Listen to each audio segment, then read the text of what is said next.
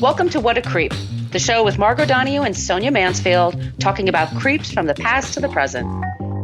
This is your quick guide to the biggest creeps, jerks, assholes, and losers, the best of the worst. From two nice ladies who want the world to be a little less creepy.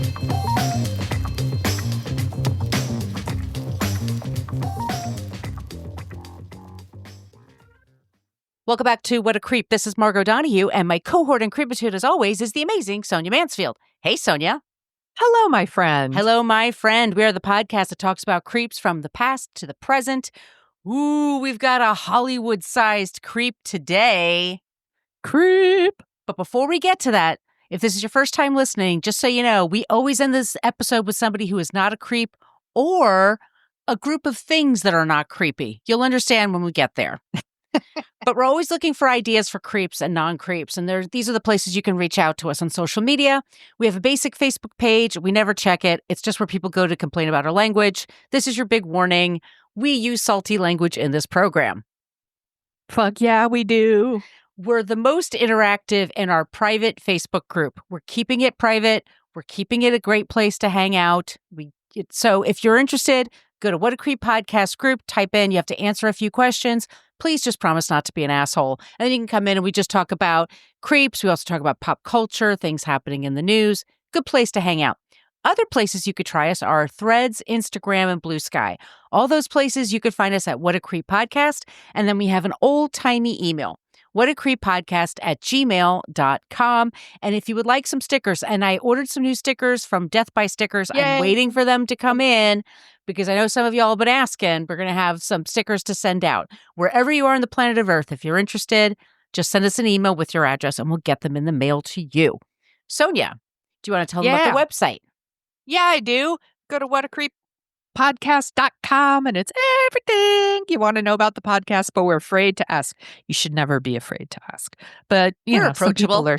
We're very approachable, but some people are shy. You can go to the website.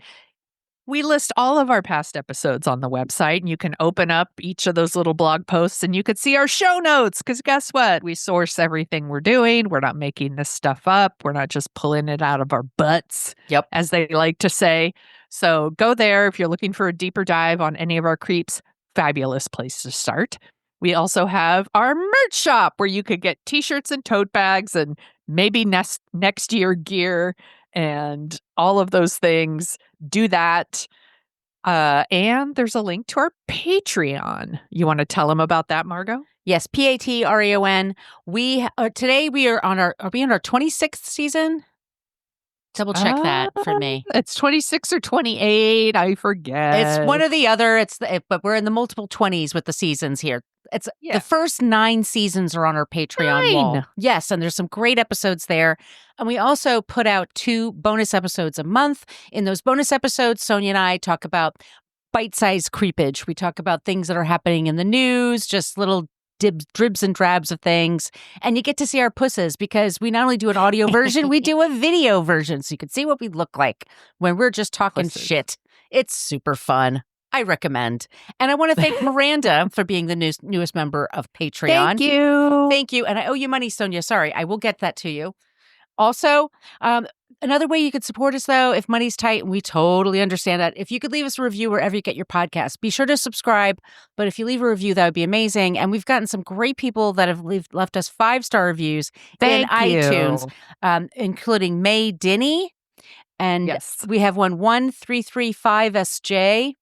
Are they the one that says it's 59, not 56? May Dinny says that it was Super Bowl 59, not 56. Oops. Roman numerals are hard. Who They're cares? very, very hard for me. Thank you for pointing that out. And then also for TMS 9055 that said the ads are annoying. We've addressed this before. Y'all, we use a platform service. They put the ads in there. We do put in pauses, but they just stuff them where they want to. Yeah, we do the best we can. We do the best we can. Just hit that little forward button or listen to us and apologize. We'll apologize to you now. Sorry if it's bugging you. Okay. Yeah. I think that is everything. Did I get everything, Sonia? I think so. Yes. Do you want to get into our creep today? Yeah, let's do it. This was a request from our cohort. It's from Bletta, who is a regular poster. in our What a Creep group. Again, you can go to our Facebook group. You could email us. We take requests. Mhm. So this one was one of her requests, and it's Luc Besson. Oui. Oui. C'est vrai. Yes, he is a director. Trigger warnings, y'all. Rape, sexual harassment, and my terrible French. I'm sorry. I am Mine's going even to worse. do my very, very best. But I think we all know I mispronounce English. So you will pardon my French. Sources for this episode: Deadline, New York Times, Vanity Fair, Variety, and Wikipedia. So Luc Besson is the writer and director of Femme Nikita, The Fifth Element, Leon, The Professional. He's also the writer and producer, I didn't know this, of the Transporter and Taken movies. Really? I did not know that. I learned something today. I Daily like the Beast. Taken movies, by the way. Right. I like the Yeah, first one anyway. Yeah, and then the Daily Beast describes him as the Michael Bay of France. The French director. Courant. I'm using all my crappy French here today. The French director has also been accused of sexual misconduct by 9 women, including allegations from rape to sexual harassment. What a creep. I want to say I laughed because it's a Better Off Dead reference, in case you're wondering. Yes. I wasn't laughing about the rapes and the killings or whatever the hell he's been doing. No. We have French dressing. French fries. If you haven't seen Better Off Dead, you should. It's And a this delight. water. Peru. Hello. Oh, I love that movie.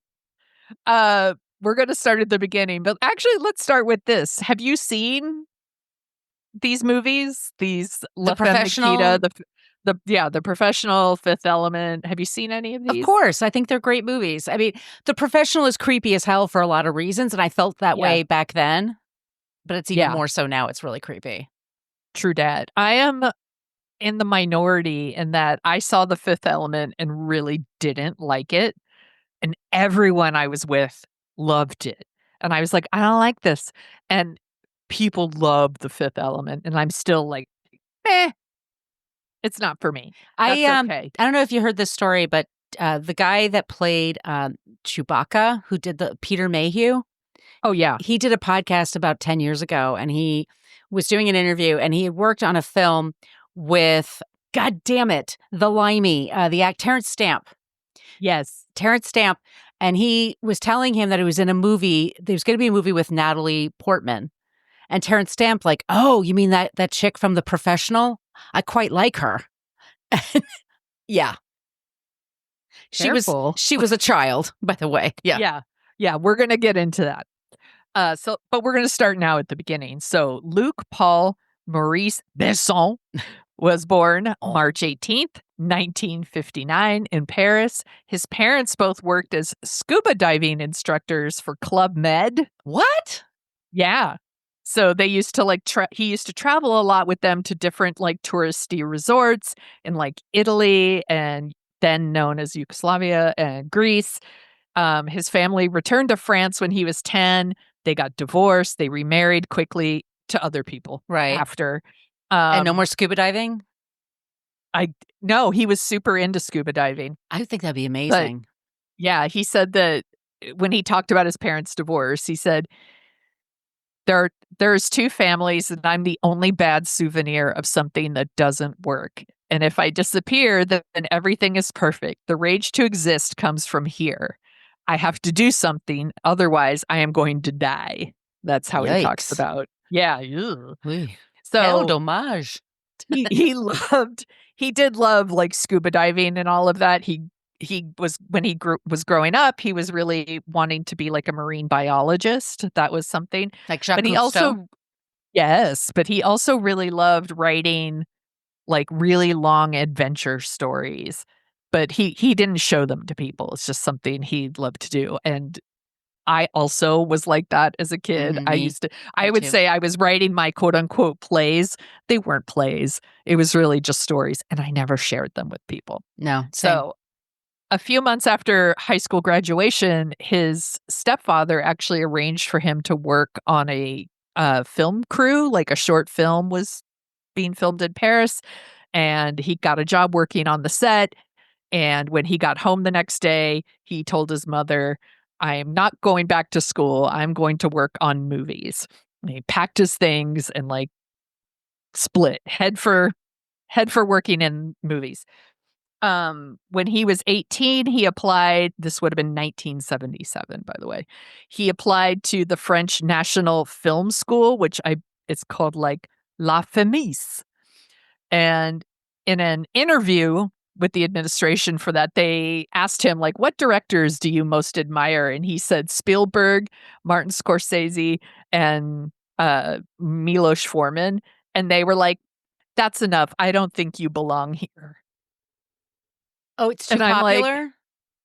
I was like, I get, and Or I was too like, American? yeah. And Or I'm like, Milos just not American. Never yeah, mind. I don't know if that's. I was like, yeah, what did those directors ever do? They were very successful in the 70s. So, Yes. yeah, that's not surprising. Yes. So he didn't get to go to that school, but he worked on a lot of film sets. He was assistants to a lot of directors, not an assistant director. He was assistants to the directors. He directed 3 short films. He did a documentary. He did commercials. Like he put in his time, like working on the set.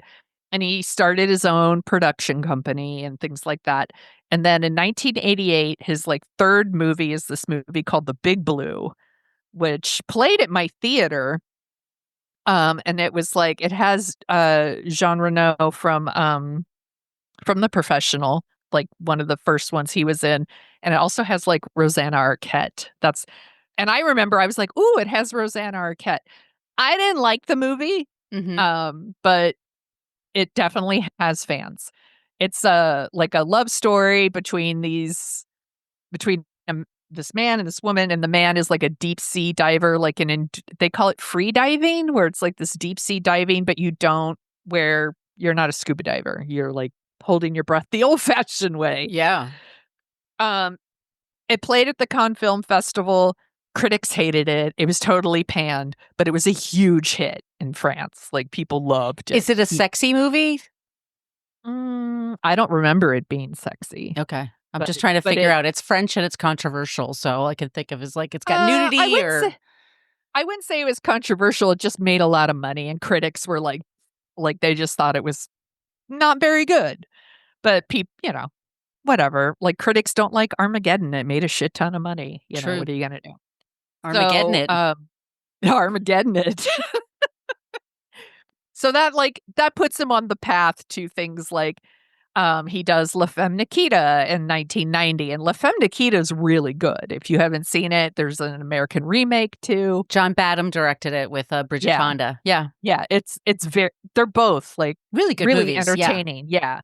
And then he does Leon it's called Leon: The Professional. That was 94, but I think here it was just called The Professional. Yeah, it was just called The Professional. Yeah. And that one is actually in English. It's shot in New York, and that's the one with Natalie Portman as a young girl. She's 12. She's playing a 12-year-old who like is hanging around this hitman, again played by Jean Reno. And creepy side note, during my research, a New York Times article from 2007 talks about this movie and refers to her character as a smoldering nymphette. Oh, Jesus Christ. I was like, what the? So shitty. Also, what I remember about The Professional is it's got Gary Oldman in it. And at one point, like, he's like, I need you to bring me everyone. And someone's all, everyone? And he's like, everyone! like so over the top, like so extra. It was one of my favorite things for a while to do my Gary Oldman impression. So after The Professional, we get The Fifth Element. Again, everyone seems to love except for me. And that's the one with Bruce Willis and Chris Tucker, Gary Oldman again, and Mila Jovovich. We're going to get to her in a little bit. After that, we get Messenger Joan of Arc, also with her. I never saw that one. Did you see it? No. Messenger Joan of Arc? Yeah. No, the Joan of Arc story kind of bums me out. Just a little bit. Yeah. It's not fun. Yeah. And then Except in Bill and Ted's Excellent Adventure. Yes. That She's great. Yeah. With Jane Weedland as Joan of Arc, being an aerobics instructor. Yes. That's the only one. Yes. That's my Joan of Arc. Yes. His production company is Europa Corp. They have produced more than 50 movies, 20 of which he's like written or co-written. And he, writes, produces, directs, all those things. So that's a little bit of his history. But we're going to talk about his creepiness. So he's been married 4 times. That doesn't necessarily make you a That's creep, show business, y'all. Yeah, but you're going to see. So his first marriage, 1986, to Anne Parjode, sorry. Anne Parjode. I think I got it right, y'all. I'm not sure. They have a daughter born a year later after they got married. She was someone who starred in La Femme Nikita in 1990. And then they divorced the following year. His second wife is someone who's now an actress and a director herself, but at the time, it's Mawin Lebesco, and they started dating. He was 32. She was 15. Jesus. They met when she was 12. But they didn't start dating till she was 15. That's like Roman Polanski stuff. She was 15. Yep. Because they're French. Because they are France. In France, the legal age is 15. Oh, that's a great age. Yes. For children to be. Totally. And look, Jesus Go Christ. ahead and slide into the comments and be like, well, that's the age of consent in France. And women have agency over themselves. Blah, blah, blah, blah, blah. Yeah. Shut Look, up. it could be legal. That doesn't mean it's right. Yeah, right. She's a child. That's 15. Just because something is explainable doesn't make it acceptable. Yes. 15. So, and if you do the math, 1-5. If you do the math, he is quote unquote dating this child while he's still married to his first wife. So, yikes. Yeah, I know how to use a calculator, y'all. So, Besson and Besco, they get married in 92. She is 16. She gets pregnant with their daughter. She's born in 93. So now she would be having a baby at 17. Let's say 17. So their relationship is actually, she would brag about this, was the inspiration for the movie The Professional. She was? Yes. And she thought that was a really cool thing? Yes. So, if you don't know, the whole plot is an adult man and a 12-year-old girl, have this relationship. In the movie, it's never sexual, but the 12-year-old wants it to be. She flirts with him constantly. She flirts with him constantly. As they would say in France. En France. Yeah. And she would tell this story like it's a good thing. Like she's being interviewed and she would talk about it like this. This love story between a 12-year-old girl and a 30-year-old man was very much inspired by ours. That's what she would tell people. She wrote a book about her relationship with Besson. And it was really about her years being married to him and rubbing shoulders with movie stars in Los Angeles and a fish out of water story. Sure, he's old and creepy, but I met Tom Hanks, so I was cool. Yeah, exactly. Whee! But so she writes this book and the publisher's here's some titles for you. And it's they wanted to call it Beverly Hills Lolita or Lolita Love. Oh, great. And she was never mind. And she was I don't want to publish this book. So it was never published. And it's because she doesn't realize, maybe even still, right? No, people, how her story looks to other people. It's very hard to look at your past and change the narrative of things because you're so certain you know another person's intentions. I've gone through, I don't know if you have, I know I have. I look back on how men spoke to me when I was 15 to 20. And I would take it as a flattering thing when they would say, "Oh, you have an old soul," or "You're so mature." Yeah. Oh, and it's so gross. It's so fucking creepy, y'all. Yeah. No. No. So I haven't read her book, obviously, because it was never published, but she clearly thinks it's like almost like a fish out of water story. Like, I'm French and younger, and I moved to Hollywood with my old man husband and meet all these people, and isn't that interesting? And the publisher's like, that's not what the story's really about. So anyway, the book never gets published. Eventually, Besson cheats on her. Like, now when this happens, she would have been 21.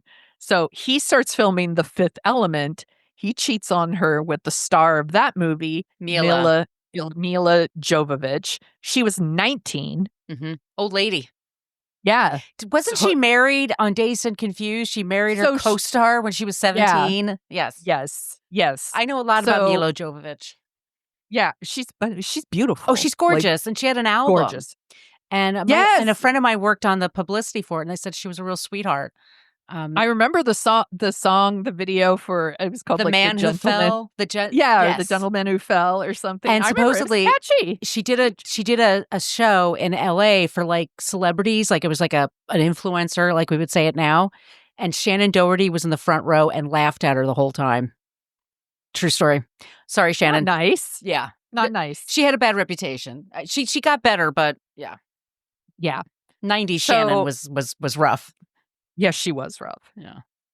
So he cheats on his wife with Jovovich, who's 19. He's 20 years older than her. Mm-hmm. And like Jovovich, they're doing the press tour, and she's like, "We sensed a special chemistry between us immediately at the auditions, and it just intensified during the movie."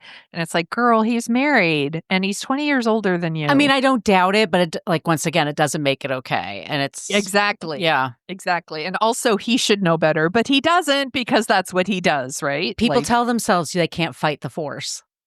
Like it's just too much. I can't fight this feeling anymore, according to REO Speedwagon. We just gotta go. We just gotta go. So side note, May Win had a daughter very young. Now she's 21 with a young child, and her husband has now left her for someone even younger than her. Oh, Christ, I can't imagine how angry I would be. She moved back to France with their daughter. And she is now like a working filmmaker herself. Oh, good. And she made a movie in 2011 called Police. It's like Polisse.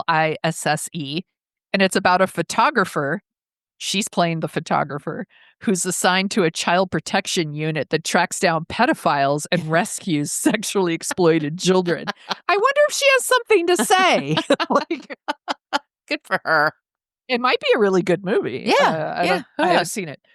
So Besson and Jovovich, I'm just going to keep pronouncing it that way, by the way. Because really, fuck this guy. They get married in 97. They get divorced 2 years later. Then in August 2004, he's now 45. He marries another film producer named Virginia Sela. She's 32. So old lady. Yeah. She taking Geritol every day? Yeah, right? She's all downhill, 32. Damn, she's washed up. And they have 3 children together. Okay. I can't find any news that they've split, but he's dating someone else. He's so French. I don't know. They have a thing. Yeah. He's dating someone named Sarah Saldman. Sorry. And she is a lawyer. She's 32 years younger than him. Mm-hmm. So, is he handsome? I can't picture his face. No. I don't think so. But it's the French thing? Maybe. He's definitely got a type. Some women really like Frenchmen. Yeah. I'm not as enamored. It's the accent. Yeah, it doesn't do anything for me. Yeah. So he's a creep for this sort of stuff, but he's also faced a lot of sexual assault and sexual harassment allegations. So now we're going to talk about that. Mm-hmm. So in 2018, there's this Dutch-Belgian actress, and her name is Sand Van Roy. And she was in a movie of his called Valerian and the City of a Thousand Planets, a movie that definitely exists. I have not seen it. I have not heard of this movie. Is valerian what you take if you want to sleep? Is it one of those herbs right? that you can? You could, or valerian, you could I think just it's watch. called. Yeah, or you could just watch this movie. And fall it might asleep. put you to sleep. Yeah. Too. Okay. She has accused him of drugging and raping her. Oh shit. Yeah. She says that she went to the Paris police. She claims that they were in an abusive relationship for about 2 years. She says that he raped her more than once. Oh God. And that he had injured her multiple times. She said that she had felt pressured to be in a relationship with him for quote unquote professional reasons. Right. And she claims that like she would drink a cup of tea, then she would feel unwell, and that she would lose consciousness. And then she would wake up and he would be assaulting her. Oh God. And I'm so sorry. it's so awful. He's denied this. Mm-hmm. Mais no. No. The Paris prosecutors investigated. They dismissed the allegations, claiming a lack of evidence. Yeah, it's very hard to prove. Very hard to prove. And she immediately filed a civil complaint. And those charges were dismissed just in 2021. Now, so after she files these charges, several other women are like raising their hands over, and so including 2 students at a film school studio that he would sometimes teach at, a former employee from his production studio. They all don't want to speak out publicly, like use their names, because in France, like they have if you press these charges and they are not found guilty, they can sue you for defamation. Holy they have a very, very different law there. And these kinds of cases are notoriously hard to win. Right. Because it is like a he said, she said situation. So a lot of women don't want to come out and publicly say these things happen because he could sue them and ruin their lives financially. Oh, geez. And also, it's a very small community there, film community there, I'm sure. Yes, exactly. Oy. So, because they don't have any physical evidence to back up their stories, they don't press charges because they don't want to be sued for defamation. Right. And then these stories weren't used in Van Roy's case. So she couldn't prove that this was like a pattern of behavior. So, but a lot of them have talked to the press and told their stories, and again, it's all in the show notes, y'all. They talked to like Vanity Fair and different like French publications. One was a former casting director who used to work for him, and she said that he would come close to her back and like kiss her on the neck while she was like coaching actors. So gross. Other times he would like force her to like sit on his knee while he was talking to her. God. Yeah. She said, obviously, he likes him young. That's just fetishizing. So right gross. There. Ugh. She said another time during a rehearsal, he slid up behind me openly in front of everyone, grabbed me by my breasts, and he she pushed him like away, and like everybody saw it. She said that he frequently would ask her to give him a blowjob and do it in front of people. I'm so funny, haha. It's so gross. She said one time he put his hand on her head and tried to push it down. Right, that old move, that old chestnut. Yeah, guess what? Ladies don't like that. No. Don't touch me. Even if I point in that direction and we can have the conversation. Yeah. Don't try to force my head there. That's gross. No. Also, if I am going to do it, you still don't get to touch my head. No. No. No. Yeah, so he would do that to her. He would forcibly kiss her, like, grab her breasts, grab her ass. Like, he's just so gross. And he would do it in front of people. Yeah, of course he did. Which then, like, it just undermines her. Yeah, it undermines her, and it compounds the embarrassment that she has. Yes. Because people will laugh, right? And then she'll go back and say, he grabbed me, and like, oh, well, everyone thought it was a joke. You were laughing, they were laughing. What's the problem? Yeah. And the director's the most powerful person on the set. Like, he's nobody also wants to. A successful director. Yeah. Yes. Let's see. We did that part. Another employee, she worked at his production company. She said that he would come up to her, he would grab her, he'd kiss her, grab her ass, try to proposition her. And when you say no, like, he will just do it again. And each time he takes it like a little farther, is what she said. Another employee who's a man said that he witnessed this sort of thing all the time from him. And that it's exactly what you described. Like, at first he tried to pass it off like, As I'm a just joke. kidding. Yeah. Ha ha ha. That's and then the move. you start to see it escalate. So after these women come out and tell their stories, 5 more women come out. And one is a theater producer named Carney Isambert. And she claims that, like, during a hotel casting in 95, he, like, grabbed her and kissed her and, like, all these things. He apparently often sets up his casting in hotel rooms. Of course, right. Are there any massages involved? Red flag, y'all. Yeah. Red flag. 2 other bathrobe. victims, are, again, former students from, like, a film school that he taught at. He harassed both of them. Another victim also worked at his production company. She says there was tons of inappropriate behavior. Another one is a former assistant who says that Besson coerced her and blackmailed her into a sexual relationship. She said he harassed her at work, and that there's several, like, former employees, like, verified that these things happened, but not enough to go to court and win and not get financially ruined. So all of these things happen. And even with that, people will still work with him. And just in, like, 2023, his movie Dogman played in it. Not Dogman, the, like, comic book movie thing that just came out like 2 weeks ago.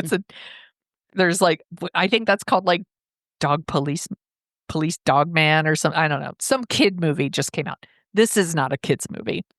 It got a 6-minute standing ovation at the Venice Film Festival. His movie, which means nothing, by the way. I keep hearing about movies that have, like, these long. For everything. I know they stand for fucking everything, y'all. Just be aware. Yeah, I put here in my notes. It wasn't because the movie's so good. Variety, I linked to the review in the show notes. They said it was a numbskulled nonsense movie. Numbskull needs to come back. The ovation could be like, we just stand for everything. Yeah. It could also be like, good job not being convicted of rape. Good job. You're here.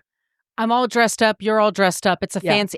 Look, I've been to premieres and I've been to screenings where I'm like, this isn't bad. And then I watch the movie later. I'm like, this is garbage. It's just that I was in the environment that made me, be a little more generous in my, thoughts about it. Yeah. Also, that particular year at the Venice Film Festival, Besson and Woody Allen and Roman Polanski all had movies playing. The trifecta of creepiness. Yes, exactly. Nice. And I'm pretty sure all of their movies got standing ovations. Of course. Take that when you will. I saw a preview for that Dogman movie last year at the Alamo Draft House, and I was like, you can keep it, Alamo. I'll pass. Yeah. Like, I'm not seeing that. Also, it's got a bunch of dogs in it, and I was like, something's going to happen to those dogs, and I can't do that. Most recently, he directed a movie called Dracula, A Love Tale, and it stars like Caleb Landry Jones and Christopher Waltz. Oscar winner Christopher Waltz, by the way. It's probably coming out this year. Christoph Waltz? Is that what you mean? Christoph Waltz. Thank you. Okay. Thank you. I wrote Christopher here, but it's Christoph. Christopher. Yes. That's coming out sometime this year. It's another one I won't be seeing because seriously, fuck this guy. And that's our creep. Oh my Luc God, Besson. Sonia. Besson. Good job, Sonia. Thank you. My computer wants to do an update. I'm going to hit snooze and get to our not creep this week. I love Windows. Please. So I decided to come up with a group of charities, nonprofits that are based in Hollywood or about film, right? So I wanted to talk about things that are positive, that you could put your money towards, that, can lift up all kinds of people to put out movies, not just creepy molesters. So yes, we'll start with AFI, the American Film Institute. It's a nonprofit organization with a mandate to champion the moving image as an art form. It was established in 1967. They have the AFI Awards, the Conservatory, the Silver Theater. It is a nonprofit. It gives generous financial support to enthusiasts, so you can support them. Nice. There's also the nonprofit Women Make Movies. It's a 501(c)(3) and a leading national organization dedicated to supporting women and women identified.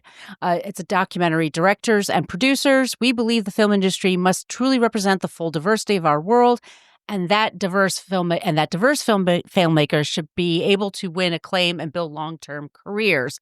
DEI otherwise, but yes. We're all for that. Here's what they accomplished in the last year. More than 1,500 filmmakers around the world attended workshops and webinars.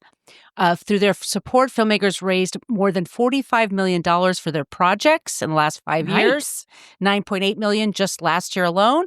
They have returned more than $1.8 million in royalties to filmmakers in the last 5 years.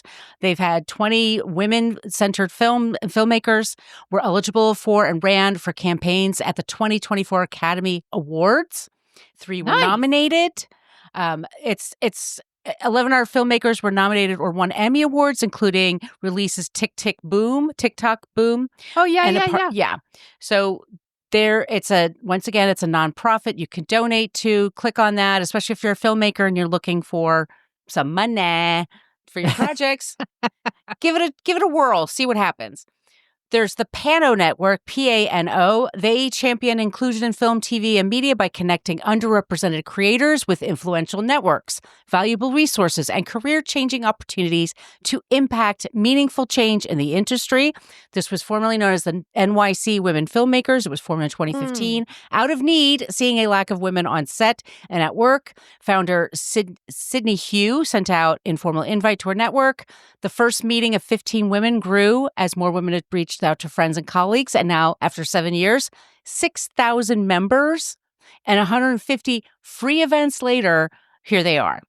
So they tackle it also. Once again, it's about diversity, inclusion, giving people opportunities, having people read your script and give you honest feedback, like things that men get to do.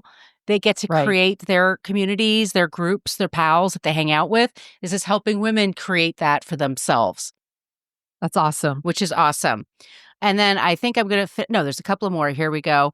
The Sundance Institute started in 1981 by Robert Redford. It's a 501(c)(3) nonprofit dedicated to fostering new voices in American storytelling and championing independent stories for the screen. You know that because of the Sundance Film Festival. Mm-hmm. Lisa Barlow, we know from Real House of Salt Lake City, is the queen of Sundance. She could talk about that. But it's been crucial in helping young artists. They've been amazing about helping. If you can't afford film school, but you still want to be a filmmaker, you can still be a filmmaker. You can still do it. And then there's Film Independent, We help filmmakers make their movies, build an audience for their projects, and work to diversify the film industry with over 250 annual screenings and events. We provide access to a network of like-minded artists who are driving creativity and entertainment. We produce the Film Independent Spirit Awards, recognizing the finest achievements of American independent filmmakers. And Film Independent Presents is a year-round program offering screenings, conversation, and other unique experiences, including the acclaimed live read series. So that is also a charity that it's also, once again, it's a 501c3 that either you can donate to, or if you're a young filmmaker and you're looking for opportunities and you're wondering, where can I go and find my people? These are all great places to start. So those are our non-creeps today. These are non-creepy charities. That is an awesome list. And if y'all are thinking like, movies aren't that important right now, they are very important. Oh my God. It is how we tell stories, who's telling the stories. Right. It's how we, as Roger Ebert would say, they're little empathy machines. Mm-hmm. And things like documentaries are super important. They fucking learn something, man. You learn so much from that stuff. Especially in tyrannical times, I'm just going to say it's really important to empower filmmakers and creators and artists. Artists, are reacting to the environment around them. We just saw Kendrick Lamar at the Super Bowl this past week. This was not like the Red Hot Chili Peppers putting on a halftime show. This is not like we're on the stage, we're going to lip sync and then go home. This was like a whole planned out artistic expression that enlightened people and makes us, and I think we're all excited because a lot of us been feeling really like powerless, and it's like, what's the use? Why even try? And there are artists out there that are just screaming to reach out to us and say, yes, we're here, we're active, we want to, wake up, you're alive. All of your senses are working, like use them. Yep. It's just a great way to protest what's going on. And I don't know, there's so much to learn there. And it's a great way to impact people's hearts and their minds. Yes. Basically. And so movies are important. I watch movies all the time. I watch them every day. Yep. I mean, they are important, and they do reflect the times, and they can cause change. And so it's not a silly thing. No. Well, if you like the sound of our voices, and by golly, after listening to us trying our French with each other, we also co-host a show called Dorking Out, where we dork out about movies. What did we just cover, Sonia? We did Body of Evidence. Body of Evidence with Madonna and Willem Dafoe. The movies aren't art. Some of them are hot garbage, but they are so much fun. They are so hilarious that you watch them just to escape everything that's happening in the world, the shittiness. And so one of our listeners that belongs to our Facebook group put in there in the What a Creep Facebook group, she said, what about the Ashley Judd movie? What am I thinking of? Double Jeopardy. Double Jeopardy. Excuse me. It's a great movie. It's silly as shit. It's amazing. So that's what we're going to be covering next. So definitely check that out. One. It's going to be hilarious. We're always looking for suggestions for creeps and for non-creeps. So all those places I mentioned before in social media, reach out to us. We love it when you use the Annie Potts gift. We got one from Ghostbusters, or just think of something on your own. Our email, once again, is whatacreeppodcast@gmail.com. And Sonia, where can they find you? You can find me at thesoniashow.com and The Sonia Show on Blue Sky and Instagram and the TikTok. Where can people find you, my friend? You can find me at brooklynfitchick.com. I'm at Brooklyn Fit Chick for now on Threads and Instagram. Yeah. I'm at Brooklyn Margot for TikTok and for Blue Sky. And then I'm at my name for YouTube. My name is Margot Donahue. And I have a book coming out later this year about Saturday Night Fever. And I'm posting some cool shit there. So please sign up for that. That would be amazing. Okay, everybody. Thank you so much once again for coming back, visiting with us. We really, really appreciate it. You're like a highlight of our week. Trust us. Putting the show together really, really helps. So we appreciate it. It's true. Okay, everyone. In the meantime, be safe, be kind, enjoy your croissants. and your tea and your biscuits and your red wine. And your red wine and your fromage. Just don't be a creep. Be a creep. Thank you for listening to us talk about creeps. You can follow us at What a Creep Podcast on Facebook, Twitter, and Instagram. But don't follow us too closely. You can email us your creepy stories at whatacreeppodcast@gmail.com. But please keep your dick pics to yourself.